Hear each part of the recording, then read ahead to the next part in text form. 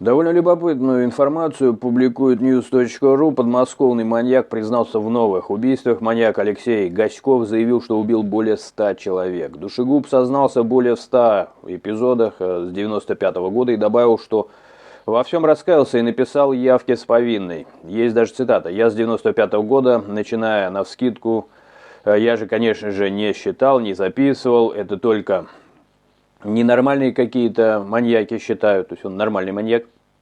Но, на мой взгляд, навскидку это 100 с лишним убийств. Я раскаялся во всем, писал во всем явки с повинной, чтобы сотрудничать со следствием, сказал он журналисту «Вести». Ну, друзья мои, очередной пример, скажем так, умственной не совсем полноценности то ли следствия, то ли журналистов. Я объясню, о чем идет речь, так как подобных историй попадается немало, а я со своей стороны этому уделяю внимание. Я вам приведу пару примеров того, как подобные заявления заканчивались полным крахом и позором правоохранительной системы. Один из самых ярких случаев, кейс, скажем так, российский, это дело Коэна. Мужчина берет на себя убийство жены, сожительницы, следствие верит, сворачивает активные действия, вплоть до того, что они даже следы не собирали в квартире, но он же во всем признался, это же большая радость. Приговор, срок, потом отказ от признания, его таскают по тем или иным любителям брать у них интервью, где он отказывается, говорит: докажите, что я совершал преступление. Доказать невозможно, потому что доказательств в его деле просто ноль.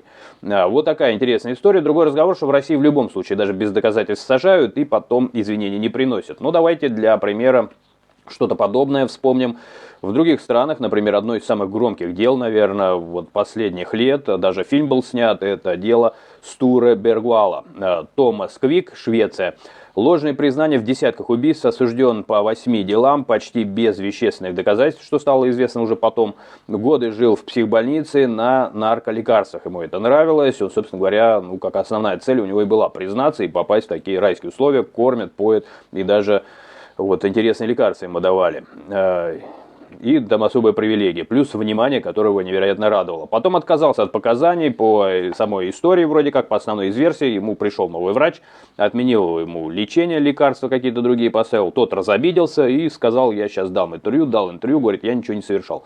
Перезапустили дело, перепроверили, и оказалось, что доказательств 0,0, доходило до абсурда, что в деле были подшиты даже фекалии собачьи, по-моему, если мне память не изменяет, которые были приняты как за останки потерпевшего, такие окаменелые, твердый камешек, и, мол, это косточка. То есть до полного абсурда. О чем это говорит? О том, что иной раз признания могут быть хитрым ходом для того, чтобы расслабить силовую структуру, которая очень любит расслабляться. Они вообще хотят идти по пути наименьшего сопротивления. А потом это все можно повернуть: перепроверьте мое дело, в деле ничего нет. Такие случаи бывают, хотя, конечно же, примеров, или, скажем так, версии, почему он так легко во всем признается, меня-то, честно говоря, удивляет. Почему он так признается? У меня, говорит, сотни убийств, вместо того, чтобы он жить не хочет, что ли. Почему же он тогда сам не пришел с повинной, если он хотел бы, чтобы его во всем обвинили? Если его поймали, тогда почему он так легко признается? Причин, еще раз, может быть много. Это может быть давление, это может быть психическое расстройство, может быть привлечение к себе внимания, может быть попытка попасть в психиатрию место пожизненного заключения. И один из вариантов, который я вам только что назвал, он вообще на мировой практике не единичный случай, когда оказывается именно таким образом, что человеку проще себя оговорить в большом количестве, полиция расслабляется, доказательства не ищет, а-ля признание королева доказательств. Это не только Россия этим страдает, скажем так, частенько звучит, что это в советском обществе было распространено, что самооговор этого достаточно, все. Раз ты во всем признался, значит ты виноват. На самом деле, любая силовая структура правоохранительная, она склонна, к сожалению, идти по пути наименьшего сопротивления, и иногда это приводит к скандалам, потом пересмотрам дел, в которых нет доказательств от слова совсем.